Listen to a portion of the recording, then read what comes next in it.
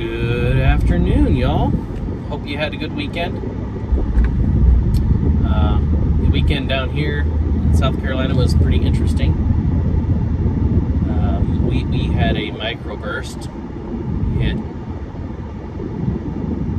around, I'd say down the street from our house. It was in Lancaster County, just outside of Lancaster city limits. If y'all don't know what a microburst is, it's basically, instead of rotating winds, it's straight line winds from a storm that usually cuts a swath, 2 miles or less. Macrobursts are 2 miles or more. Straight line winds that are still damaging, just as damaging as tornado winds. So we had a microburst. We had some neighbors lose power, and we just got lots of rain. Great for my wife's garden, which is flourishing. Maybe we'll tour that this week. Anyway, I send my prayers and my chainsaw out there to help. Which actually kind of brings me to my conversation today. I've been thinking about it for trying to figure out how to go through it for about a week. No other way than to talk about it. I wanted to talk to you guys, or at least describe somewhat my faith. When I found it, what it means to me, and how it's supposed to affect you. So I've been a believer in Yeshua for a few years, a couple of years, 3, 4. For the longest time I was agnostic, wondered, it's not out of the realm of possibility, but as I look back on my life, there's many things that happened that should have influenced me to be a different person than I am today. I'm not going to go into the gory details, but I should be a different person, and yet here I am. Despite my experiences, I still find myself to be a kind, compassionate person. I'm not saying I'm perfect or without faults, mind you, but kind and compassionate. And thinking about it to myself, I have somebody I owe this to other than just myself. And that's kind of where my faith started to take off. And then I found a great community, and it seems to make sense to me. So I am a Christian with benefits.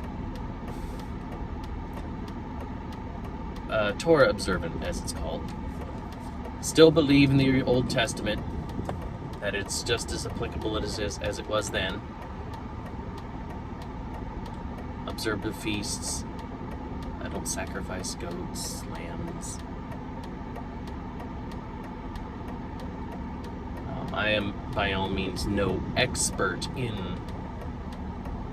the religion, but I know what I believe, and how I walk my faith out as my own.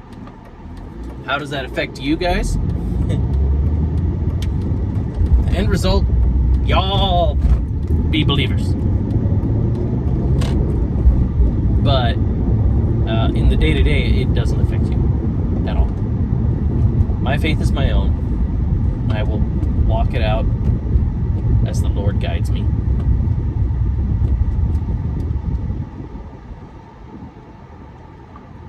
And it guides my interactions.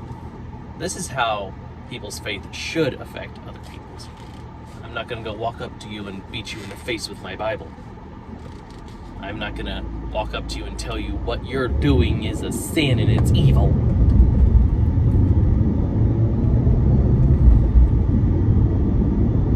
How I walk out my faith is how I treat the people around me. How do I interact with the world? How I feel about myself. How I feel about those around me.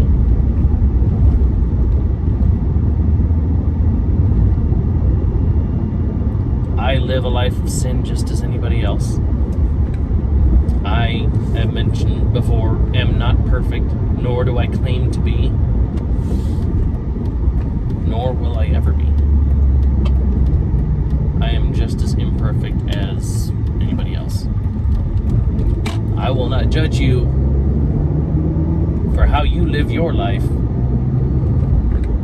because I'm being judged on how I live mine. And that's how I choose to walk it out. See somebody who needs help, I will help them.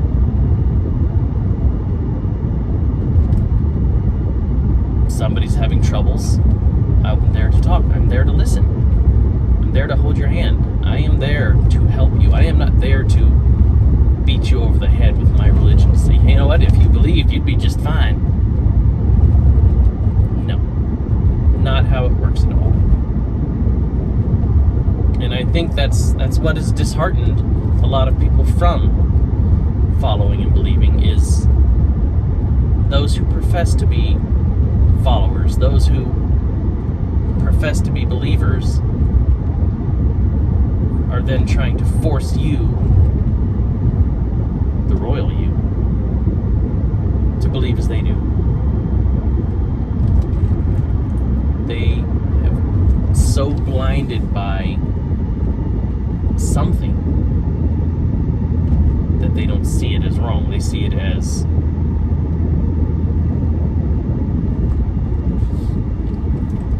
spreading the gospel with a mallet.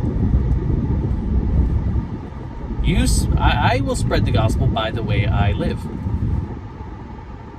Somebody sees me being kind, I may encourage them to be kind. Live by example is really what it kind of boils down to. I'm going to live the way that my faith will guide me, walks me through my life, in my interactions with other people, and how I interact with them. I think I've said it more than once. How I interact with people, the society, how I treat my neighbors. And hopefully they'll treat me the same. And that's all I really want out of life, is I want people to treat me the way I would treat them. Now, that's not to say I'm, again, not perfect. Probably cut somebody off and got sworn at more than once, because I know that my first instinct is to go, oh, you're okay. My first instinct is to clearly jump out of the car and stop yours. No, yes, no, but maybe. We are not perfect people.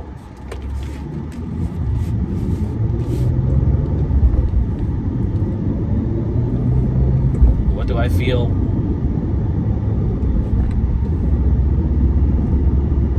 That God wants from us? A relationship like any father would with son or daughter, mother to daughter, any paternal relationship.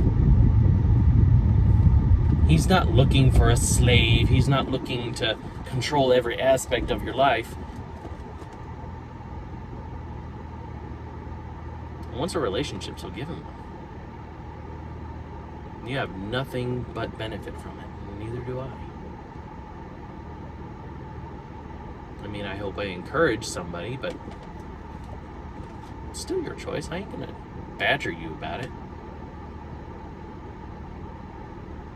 Nor am I going to unbefriend you.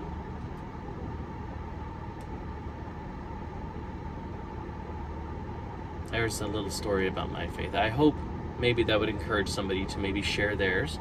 Or, hey, maybe why you don't. A lot of people, I think, have the impression that those who believe in religion discount science. I personally believe they're one and the same. How else does God go about controlling? That'd be real busy controlling every aspect of the universe. It controls and governs itself through these laws that we discover. We don't invent them, we discover them. And yet, they still change. So, understanding that complex of a system may or may not be impossible. We're still young. Maybe someday we'll get better at it.